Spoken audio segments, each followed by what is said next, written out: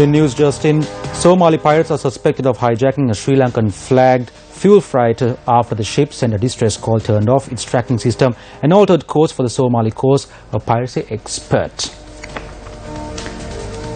Hello, welcome to Lunchtime News. We'll now cross over to our headlines. Motor accident in Anuradhapura claims the life of 2 persons, including an infant.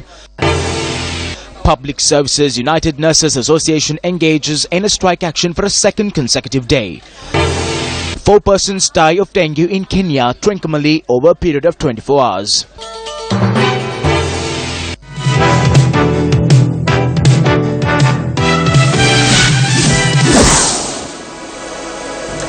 විශේෂ ප්‍රවෘත්තියක් වෙතයි අවධානය සෝමාලියානු මුහුදු කොල්ලකරුවන් විසින් ශ්‍රී ලංකා දජය යටතේ යාත්‍රා කරන නෞකාවක් පැහැරගෙන තිබෙනවා.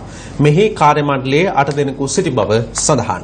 මෙම නෞකාව ඊයේ සවස් කාලයේ සිට අතුරුදහන්ව තිබූ බව රොයිටර් පුවත් සේවය වාර්තා කරනවා. දී ඇරිස් නමින් හඳුන්වන මෙම නෞකාව පැනමා රාජ්‍යයේ ලියාපදිංචි කරන ලද්දක්. එම ප්‍රවෘත්තිය යලිත් සෝමාලියානු මුහුදු කොල්ලකරුවන් විසින් ශ්‍රී ලංකා දජය යටතේ යාත්‍රා කළ නෞකාවක් පැහැරගෙන තිබෙනවා. මෙහි කාර්ය මණ්ඩලයේ 8 දෙනෙකු සිටි බව සඳහන්. මෙම නෞකාව ඊයේ සවස් කාලයේ සිට අතුරුදහන්ව තිබූ බව රොයිටර් පුවත් සේවය වාර්තා කළා. දී ඇරිස් නමින් හඳුන්වන මෙම නෞකාව පැනමා රාජ්‍යයේ ලියාපදිංචි කර තිබුණු නෞකාවක්. ගෝகுல் விசேட செய்தி ஒன்று இலங்கை கொடியுடன் பயணித்த கப்பல் ஒன்று சோமாலிய கடற்பரப்பில் சோமாலிய கொள்ளையர்களால் கொள்ளையிடப்பட்டுள்ளது. இந்த கப்பல் கொள்ளையிடப்படும் பொழுது இதிலே 8 பேர் பயணித்ததாக சர்வதேச தகவல்கள் தெரிவிக்கின்றன. நேற்று மாலை முதல் இலங்கை கொடியுடன் பயணித்த இந்த கப்பல் காணாமற் போயிருந்ததாகவும் தெரிவிக்கப்படுகிறது. டி அரிஸ் என்கின்ற பேருடைய இந்த கப்பல் பனாமா நாட்டிலே பதிவு செய்யப்பட்டிருக்கிறது. மீண்டும் ஒரு தடவை அந்த விசேட செய்தியை நாங்கள் அறிய தருகிறோம். இலங்கை கொடியுடன் சோமாலிய கடற்பரப்பிலே பயணித்த கப்பல் ஒன்று சோமாலிய கடற்கொள்ளையர்களால் கொள்ளையிடப்பட்டுள்ளது. இந்த கப்பல் கொள்ளையிடப்படும் பொழுது இதிலே 8 பேர் பயணித்திருக்கிறார்கள். நேற்று மாலை முதல் இந்த கப்பல் காணாமல் போயிருக்கிறது. டி அரிஸ் என்று சொல்லப்படுகின்ற பேருடைய இந்த கப்பல் பனாமாவிலே பதிவு செய்யப்பட்டிருக்கிறது. Well, in breaking news, Somali pirates are suspected of hijacking a Sri Lankan flagged fuel freighter after the ship sent a distress call, turned off its tracking system and altered course for the Somali coast.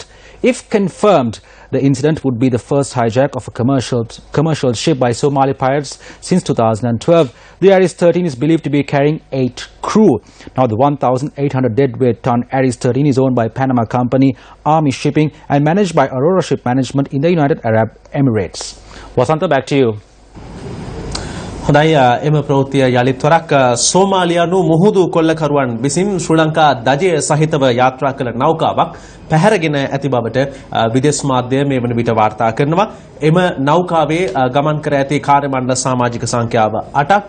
මෙම නෞකාව ඊයේ සවස් කාලයේ සිට අතුරුදහන්ව තිබූ බව තමයි රොයිටර් පුවත් සේවය වාර්තා කරන්නේ. දී ඇරිස් නමින් හඳුන්වන මේ නෞකාව පැනමා රාජ්‍යයේ ලියාපදිංචි කළ එකක්.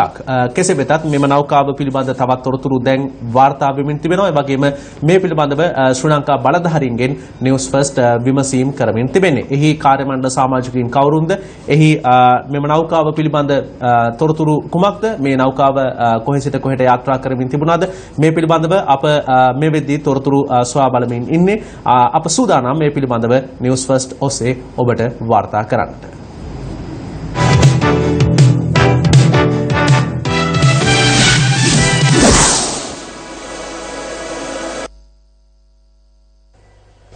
Well, welcome back to Lunchtime News. Just as Vasanta said, Somali pirates are suspected of hijacking a Sri Lankan flagged fuel freighter after the ship sent a distress call, turned off its tracking system and altered course for the Somali coast. We will of course keep following the story during the course of the day. Before we get on to our next story, let's take a look at our headlines this evening. Motor accident in Anuradhapura claims the life of 2 persons, including an infant. And then we have the Public Services United Nurses Association engages in a strike for its second consecutive day, while 4 persons die of dengue in Kenya, Trincomalee, over a period of 24 hours. Now, moving on to our next story, former governor of the Central Bank of Sri Lanka, Arjuna Mahendran, is currently providing a statement to the detectives assisting the Presidential Commission of Inquiry to investigate and inquire into the issuance of treasury bonds. Arjuna Mahendran provided a statement before the detectives assisting the Presidential Commission for close to 8 hours yesterday.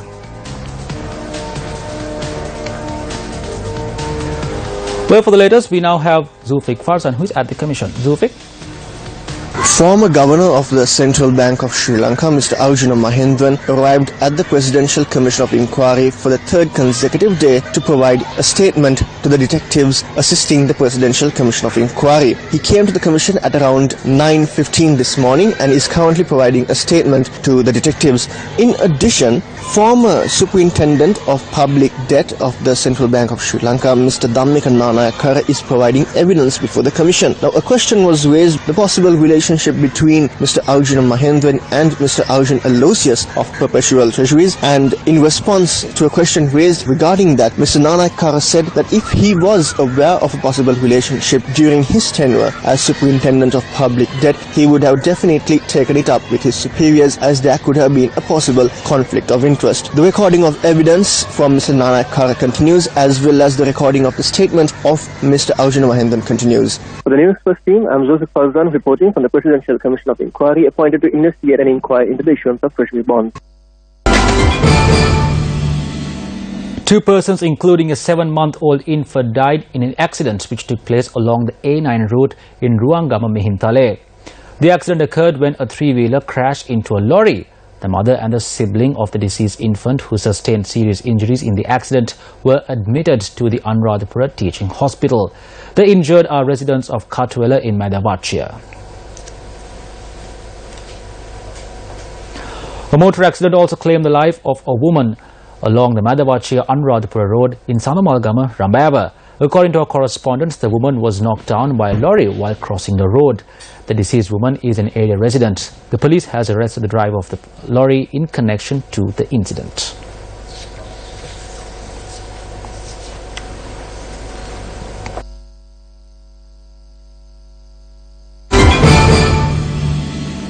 Well, reports suggest that 20 people have died as a result of railway accidents so far this year. The most recent report of a fatal accident was recorded along the coastal railway line in Moratuwa. When we inquired into the death of the individual, Deputy Officer of the Railway Department, V.S. Polwata, said that close to 64 railway accidents had been reported so far this year.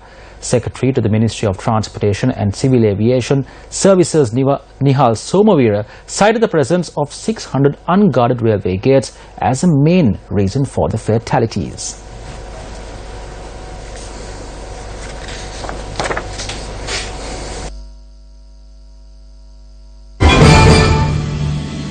Also making headlines this afternoon, patients in a number of hospitals have been severely inconvenienced owing to the absence of nurses who had refrained from work at a number of government hospitals around the country. Even though the strike action has been launched by the Public Services United Nurses Association, the Government Nurses Association and the All Island Nurses Union withdrew from rendering its support to the strike action. Director of the National Hospital, Dr. Anil Jasinger, said that a number of nurses had not reported to work today. Hospital spokesperson said the laboratory services, sale of pharmaceuticals, providing X-ray scans and similar activities have been hampered by the strike action.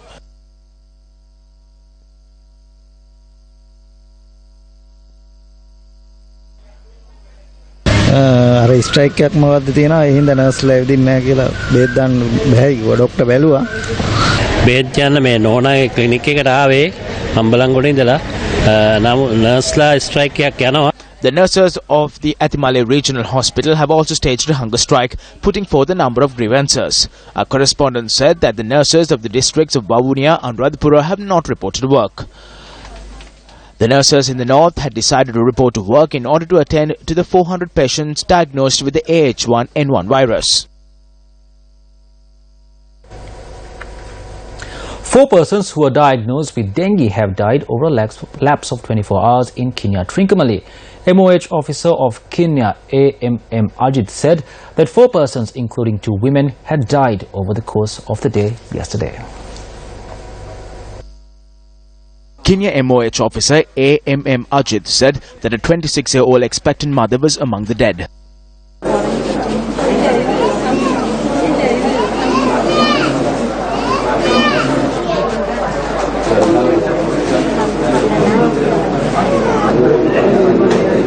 Twelve dengue patients have died of dengue, while 1,150 persons had been diagnosed with the epidemic so far this year. However, the Kenya Medical Office said that eradication programs have been implemented rigorously.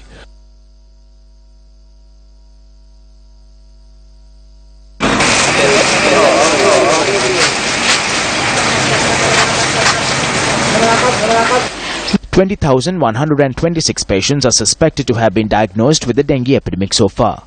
With 4,873 diagnosed patients, the district of Colombo remains the most affected. Minister of Foreign Affairs of the Republic of Korea or South Korea, Yoon Myung-se, is scheduled to visit Sri Lanka tomorrow on an official visit. The visit will mark the 40th anniversary of diplomatic relations between Sri Lanka and the Republic of Korea. Minister Yoon is also scheduled to hold bilateral discussions with Minister of Foreign Affairs, Mangala Samaravira, tomorrow. A Minister of Foreign Affairs of the Republic of Korea is visiting Sri Lanka for the first time in 30 years after 1986. And that is a wrap of Lunchtime News. Thank you for watching. I'm Shanjaram Pati. Have a good day.